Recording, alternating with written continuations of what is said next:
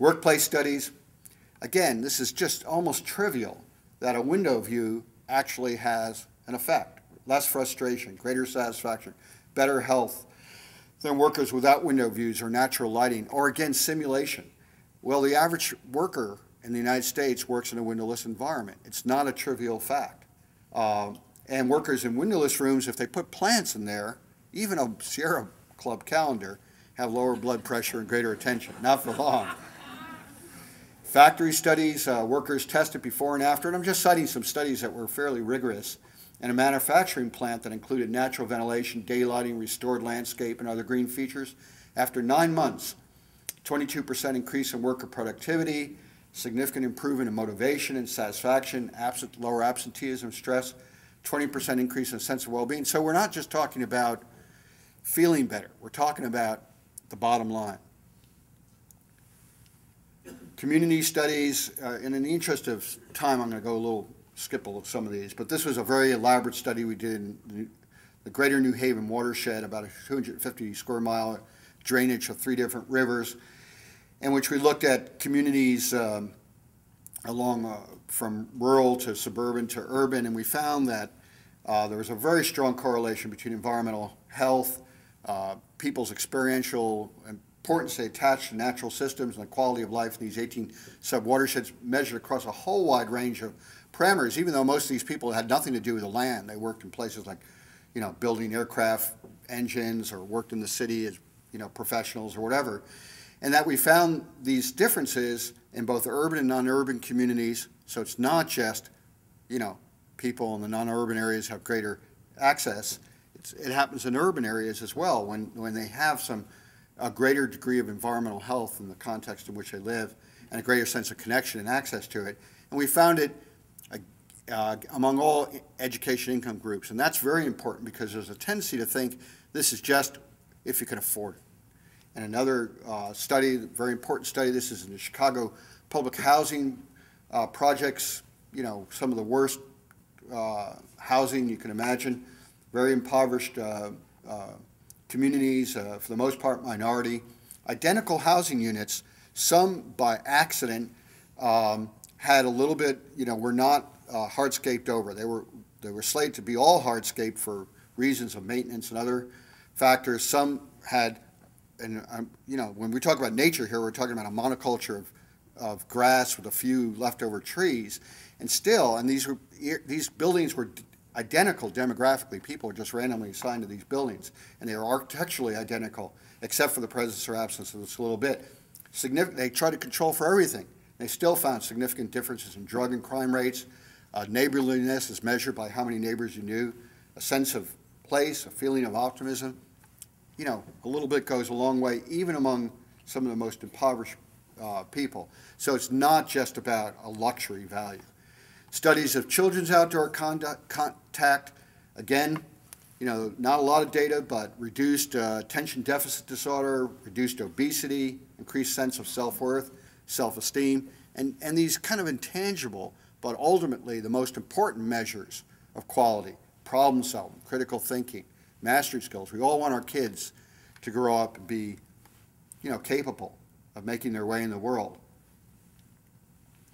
And then outdoor programs, across a wide variety of programs on variables of psychological, sociological, and physical fitness variables, tremendous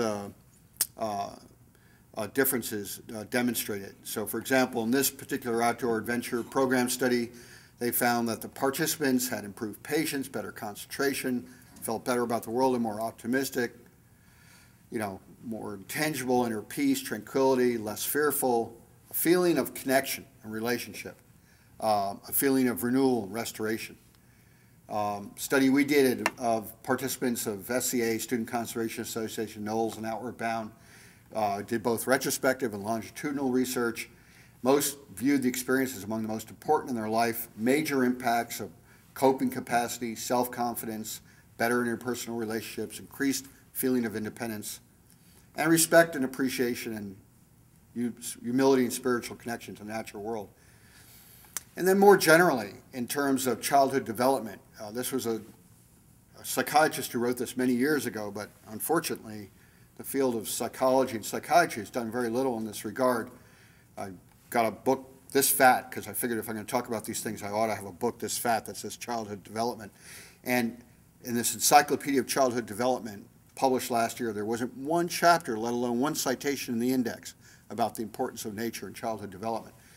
Harold Searles wrote quite a few years ago what he called the non-human environment. That was his word for nature. Far from being of little or no account to human personality development, is one, he claimed, was one of the most basically important ingredients of human existence, which is one of the things I'm trying to argue today. Whether it's measured in intellectual development, these are considered stages of intellectual development, from the most basic knowledge and comprehension to the most higher order analysis, synthesis, and evaluation. Again, the data is limited, but the data is there that children who have opportunities to solve problems, to interact with natural systems, to learn from by coping, which involves aversion and anxiety and fear as much as anything else with natural systems, have a greater facility to move through these stages of intellectual development. And yet, all our learning is formal, and indoor, and abstract, with very little opportunity for this kind of learning, as well as emotional learning, receiving and responding and valuing, data to suggest. And in terms of personality development, however you define personality in terms of a sense of personal identity or individuality, or a sense of reality, the world is real and where you fit into it. Humans go around a lot trying to deal with things like mitigating aloneness and separation and fear. That's part of life. Or appreciation and acceptance of life, both human and non-human life. All of these appear to be facilitated by our experiential connection to the non-human environment. And again, the additional importance of, it's not just about experiencing nature, it's experiencing nature in a place that's familiar and secure and accessible, particularly for children. You drop a child down in an unfamiliar place, it doesn't matter if it's Yellowstone National Park, they're not going to be particularly happy with it. They have to have a place that is secure and familiar and accessible. And they learn in all sorts of imaginative ways. They create these natural settings, active placemaking, forts and houses, and they exercise their imagination and their creativity. They may be in the shadow of their parents, but they're also somewhat apart. And they learn through adventure and risk-taking. Risk is part of learning. You're indoors all the time, you hardly ever experience risk and exploration. And they learn through taking care of and developing a feeling of relationship and companionship and respect for those natural systems.